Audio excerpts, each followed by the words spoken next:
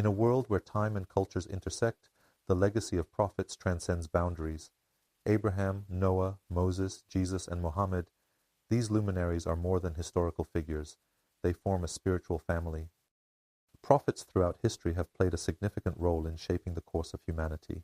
Their messages, though delivered in different epochs and to diverse societies, share a common thread of divine guidance and moral teachings.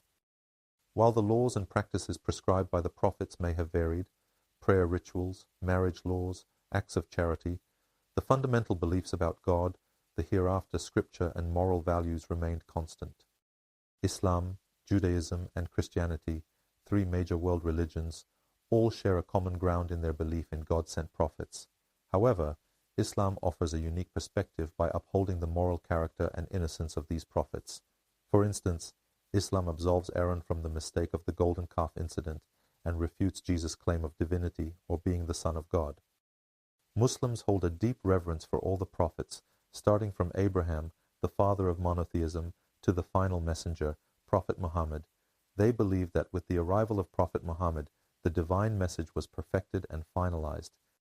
This tapestry of faith weaves a narrative of unity in diversity, emphasizing the importance of brotherhood in belief and the shared values underlying different religious traditions.